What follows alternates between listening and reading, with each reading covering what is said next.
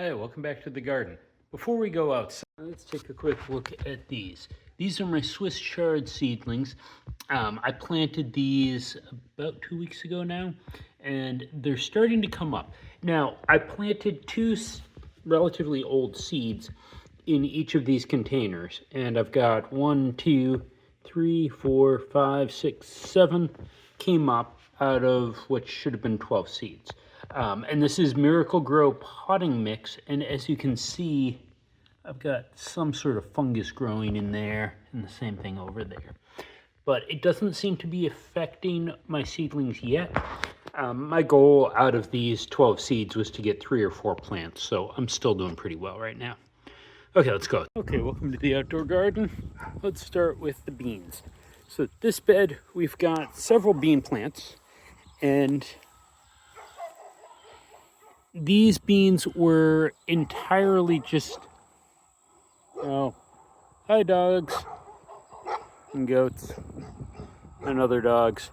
Anyways, these beans were actually just black beans from Sam's Club that fell in the garage on the floor, so I planted them out here. I planted probably close to 50 seeds, and I've got, 1, 2, 3, 4, 5 plants that came up, and I'm getting very different results. Like, that one is huge. If we zoom in, that one is tiny.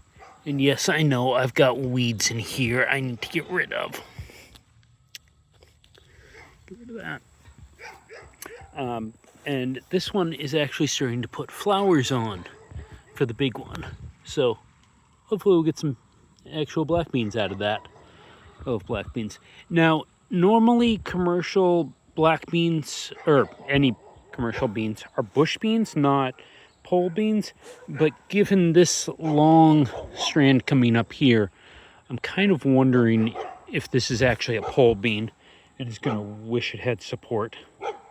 But we'll see how it goes. Over here, we've got the eggplant. And I've got flowers here, but I don't think I've got any fruits. Oh, nope, at the bottom, I've got fruits starting. So we're going to have some late season eggplants and weeds. Okay. This is our mango tree, we think. Basically, when we started this bed, we put a bunch of compostable materials and kitchen scraps in there to fill the... Woof woof, go away. To fill the bed. And apparently there was a mango seed in there, because we've got a mango. Now over here, let's start with these. Hey, woof woof. Yes, my neighbor has goats. My wife came out and harvested a lot of the seed pods off this plant. This is a soloyote. Filipinos call it soloyote, the rest of the world calls it jute. And you eat the greens.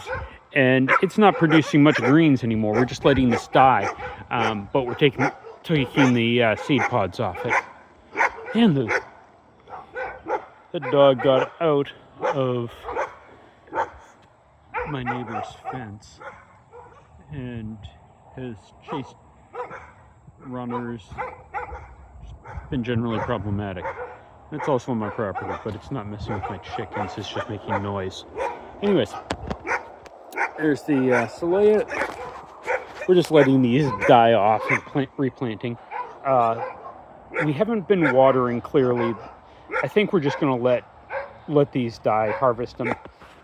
But right here we've got chili laboyos. These are Filipinos. I strongly suspect these are related to Tabascos. And we're just going to get our last harvest from the year and dehydrate the fruit. What I've discovered is if you take these peppers, dehydrate them, and run them through a coffee grinder, you end up with chili powder that's actually pretty good. Speaking of that, over here we've got our Thai chilies. And these are producing a huge number of peppers. I mean, look at all of those red peppers down there.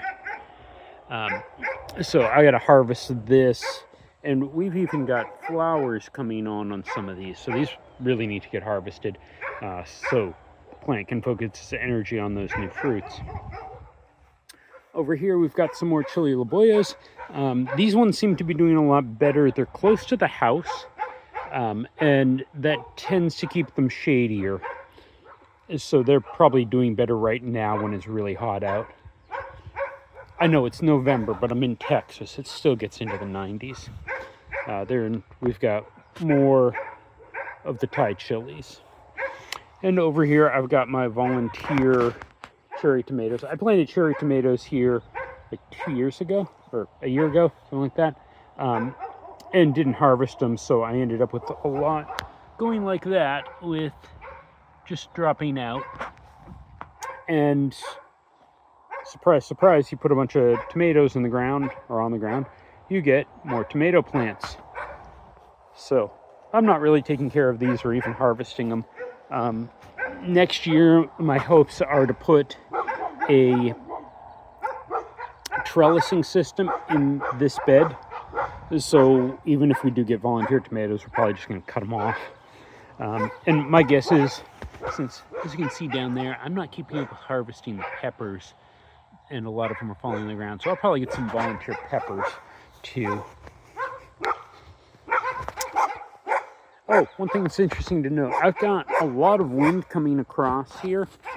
If you look over there, like we've got a nice clear flat area, and the wind just comes straight towards me and blows straight across my garden. Now, what I did, a couple years ago, or a year ago, last year's garden, I had a lot of problems with cross-pollination on my peppers. I planted bananas, jalapenos, habaneros, and they all cross-pollinated, and I got all sorts of weird things. The Thai chilies did well, so that's why I've got a bunch of them growing. What I did this year is, let me zoom out, I kind of organized my peppers in the way that the wind blows. Like near the house, we've got the wind blowing straight across there, and it's not blowing pollen to other peppers. And then over here, I've got my straight column of Thai chilies. And then over here, well, you can't quite see it on camera, but on the other side there, we've got our more laboyos. And we'll focus. Okay, before I forget this thing again, we've got, zoom the camera in, the calamansi tree. This is somewhere between a lime and an orange. Hi. And this thing's actually like, I think 3 or 4 years old. Froze last winter and lost all of its vegetation, just froze down to the root ball. So that everything you can see above ground is basically this year's growth. We're going to try to be a little more careful about it going into the winter so it doesn't freeze again. And, you know, maybe in a year or 2 or 3 or 10, we'll get fruit off it. And in case it wasn't obvious, this video has entirely been recorded in front of a livestock audience. Let's go say hi to the chickens. Hey, chickens. How you doing? There's Snowball. We got Snowball here late from a church member. He might be a rooster, but he's younger than the rest of the hens. And when he was 2 months old when we got him, and he very much got bullied by the hens. So even though Snowball is bigger than everyone else, he's kind of sheepish around them.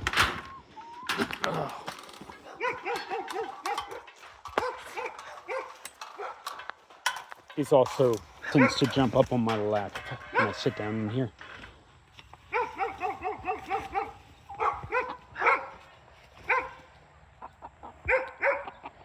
And as you can see by the feathers, these girls are molting. So egg production is way, way down.